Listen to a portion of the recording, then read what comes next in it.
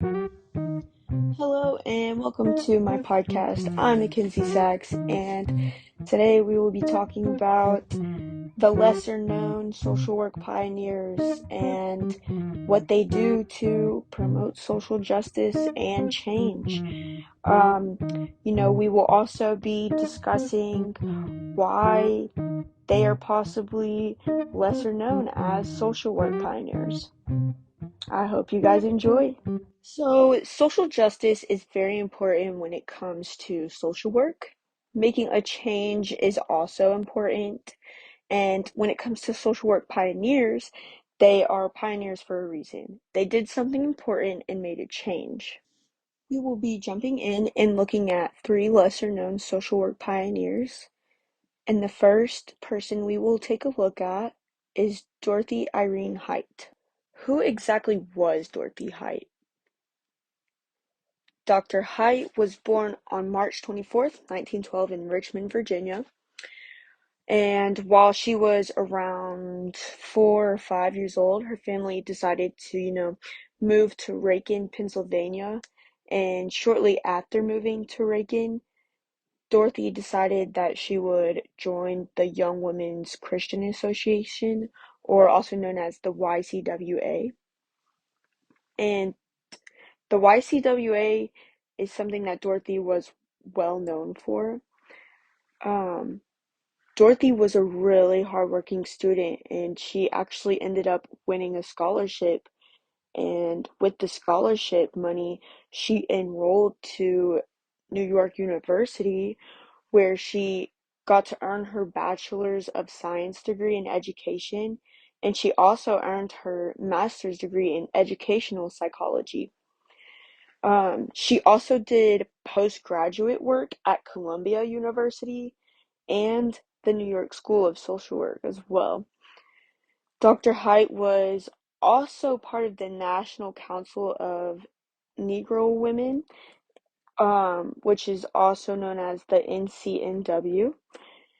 Dorothy was a really hard worker and she made a big difference. And unfortunately, on April 20th, 2010, she passed away, but she lived a really long and good life. What did Dorothy Height do to promote social justice and change?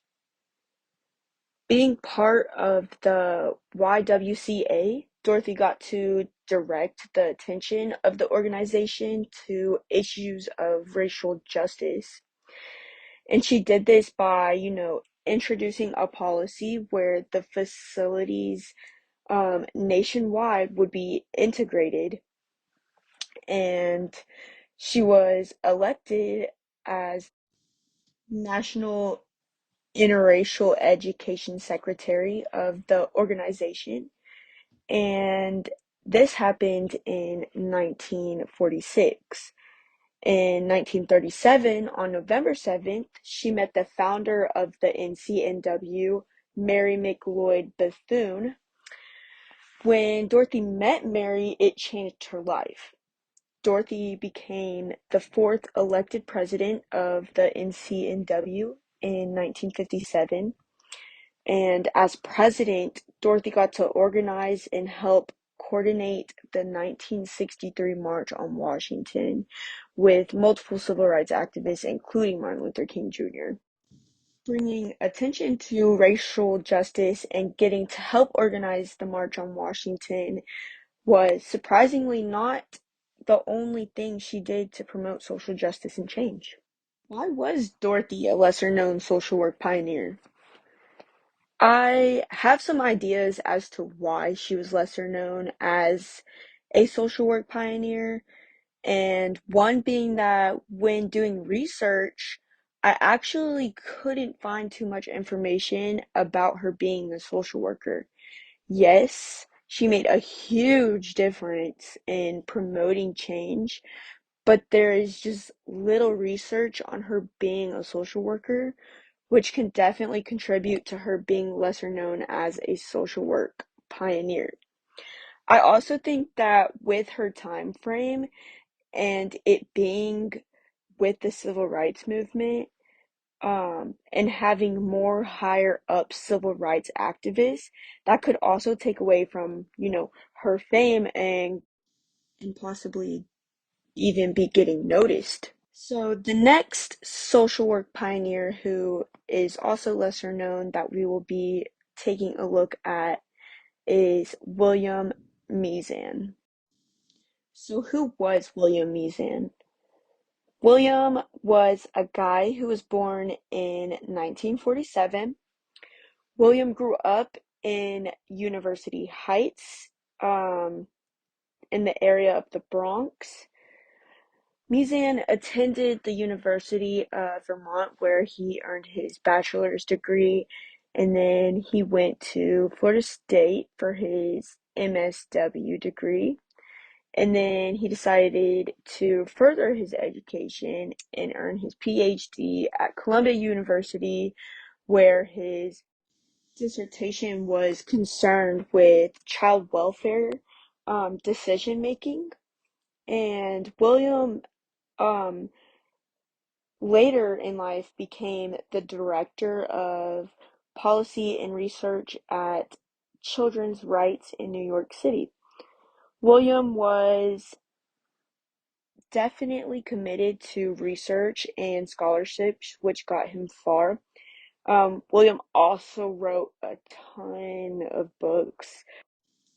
In 2016, William sadly passed, but he passed as a legacy. How did William Meesan promote social justice and change? So, William's contributions to child welfare and social work education definitely improved the lives of children nationwide.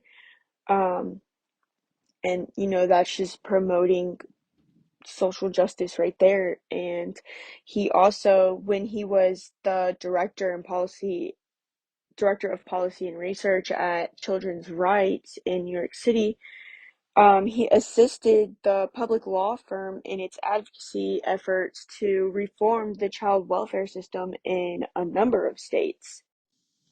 Um, Also, William advocated for children's rights in the exploration of issues faced by LGBTQ families.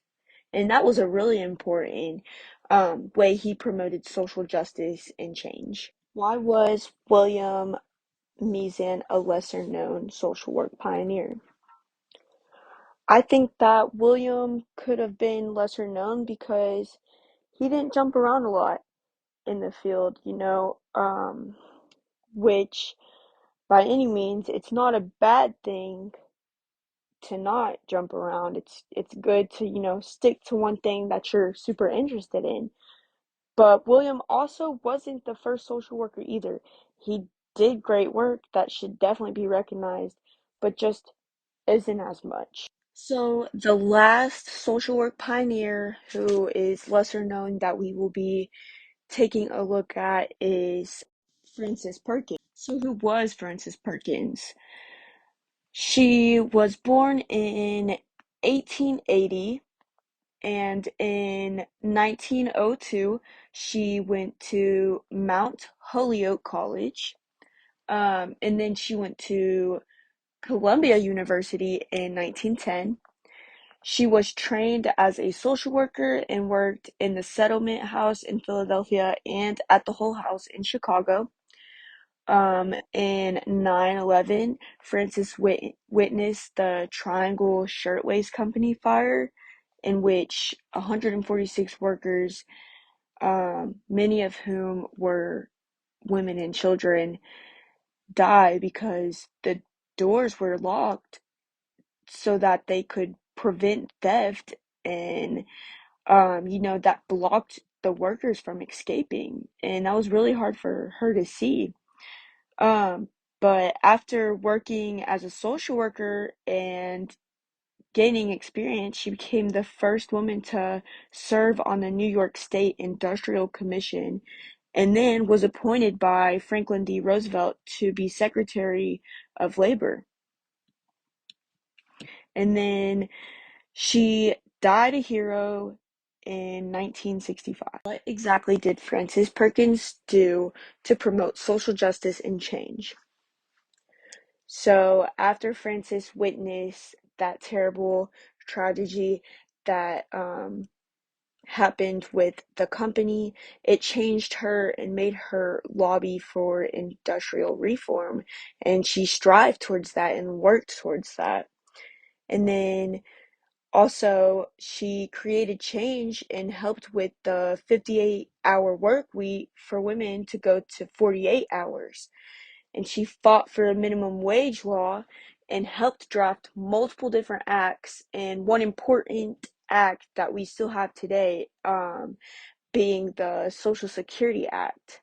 And Frances did more to make changes, but she really was not afraid of going anywhere in order to accomplish great things. So, why was Frances Perkins a lesser known social work pioneer? So, I feel like during this time, women were not really being heard and were kind of shut off. And I think that Frances was okay with doing the work as long as she knew that change was gonna happen.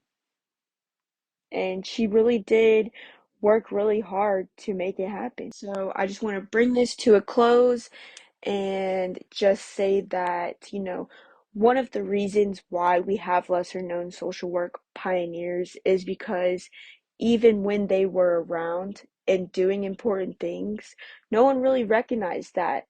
And in the book, Social Work Policy Practice, on page 27, it says, for most of our early history, the U.S. federal government did not play a significant role in assisting Americans in need. And that really, I feel like that contributed and um, didn't really shine a light on social workers.